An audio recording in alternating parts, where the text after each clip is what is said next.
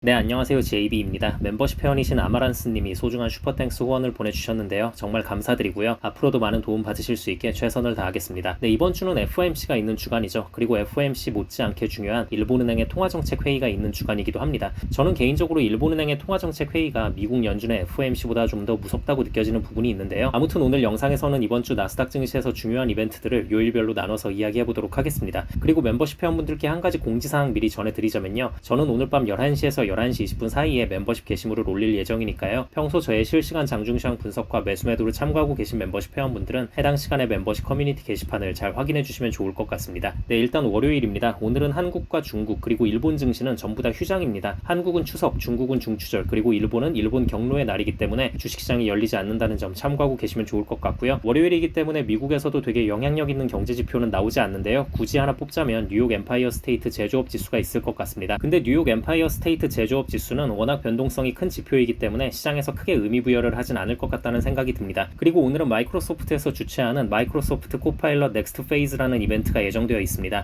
굳이 직역하자면 마이크로소프트 코파일럿 혁신의 다음 단계, 뭐 이렇게 말할 수 있을 것 같긴 한데 워딩이 굉장히 거창하죠. 근데 제가 봤을 때는 뭐 대단히 새로운 기술력이나 제품 발표가 있을 것 같지는 않고요. 그냥 브랜딩적인 요소와 비즈니스 측면에 초점을 맞춰서 행사가 진행될 것 같습니다. 네, 그리고 화요일입니다. 내일도 한국과 중국 증시는 휴장일이지만 일본은 내일부터 장이 열린다는 점 참고하고 계시면 좋을 것 같고요. 미국에서 발표하는 주요 경제 지표로는 소매 판매와 산업 생산이 있습니다. 물론 이 지표들이 평소에도 굉장히 중요한 역할을 했지만 이번에는 더욱 중요하게 작용할 것 같은 게요. 다음날 FOMC가 예정되어 있거든요. 그러니까 쉽게 말해서 FOMC 이전에 연준이 받아볼 수 있는 가장 최신 경제 지표라는 말이기도 하죠. 참고로 말씀드리자면 소매 판매의 경우 허리케인과 폭염의 영향으로 2% 감소할 것으로 전망하고 있고요. 산업 생산은 지난달 0.6% 감소해서 이번엔 0.1%로 증가하며 개선된 수치가 나올 것으로 기대하고 있습니다. 두 수치 모두 예상치보다 좋게 나오는 걸 시장에서 좋아할지 낮게 나오는 걸 좋아할지 아직은 잘 예상이 되질 않습니다. 경기가 여전히 강하다는 것에 의미를 부여한다면 높게 나오는 걸 좋아할 거고요. 그게 아니라 연준의 50bp 이나에 더 기대를 걸고 있다면 차라리 낮게 나오는 것에 더 의미를 두고 좋아할 수도 있다는 점 참고하고 계시면 될 것 같습니다. 네, 그리고 수요일입니다. 한국은 추석 때문에 여전히 장이 열리지 않고요. 중국은 수요일부터 다시 장이 열린다는 점 참고하고 계시면 좋을 것 같습니다. 이날 미국에서 발표하는 경제 지표는 주택 착공 건수와 허가 건수가 있는데요. 사실 뭐 이게 중요한 게 아니죠. FOMC가 있는 날이기 때문에 새벽부터 정말 엄청난 변동성이 있을 것으로 예상됩니다. 이번 주에 가장 중요한 날이라고 보시면 될 것 같습니다. 네, 그리고 목요일입니다. 목요일은 늘 그렇듯이 신규와 연속 실업수당 청구 건수 발표가 있고요. 또 기존 주택 판매 발표 역시 예정되어 있는데요. 이 지표들이 끼칠 영향이 별로 클 것 같지는 않고요. 전날 있었던 FOMC 결과를 소화하는 장이 될 것 같습니다. 네, 그리고 금요일입니다. 금요일은 미국에서 발표하는 중요한 경제 지표는 딱히 없고요. 대신 중국과 일본의 영향이 꽤 크게 미칠 것 같은데요. 일단 중국에선 사실상의 기준금리격인 LPR 금리 결정이 예정되어 있고요. 일본에선 일본은행의 통화정책 회의가 있습니다. 일본은행의 결정이 정말 너무나도 중요한 상황인데요. 저는 이럴 가능성은 낮다고 보지만 만약 미국이 50bp 인하를 결정했는데 일본이 금리를 크게 올린다. 이러면 이거는 진짜 그냥 난리 나는 상황이라고 보시면 될 것 같습니다. 참고로 말씀드리자면 최근 일본은행 인사들의 발언은 동결보다는 금리 인상에 좀 더 무게가 많이 실려 있다는 점 참고하고 계시면 좋을 것 같습니다. 네, 그럼 이번 주는 이 정도 알고 계시면 나스닥 증시 해석에 많은 도움이 되실 것 같고요. 저는 영상 초반에 말씀드렸다시피 오늘 밤 11시에서 11시 20분 사이에 멤버십 게시물을 올리도록 할 테니까요. 평소 저의 실시간 장중시황 분석과 매수매도를 참고하고 계신 멤버십 회원분들은 해당 시간에 멤버십 커뮤니티 게시판을 잘 확인해 주시면 좋을 것 같습니다. 네, 그럼 구독자분들 모두 좋은 하루 보내시고요. 멤버십 회원분들은 오늘 밤에 미국장 시작하면 그때 또 다시 뵙겠습니다. 감사합니다.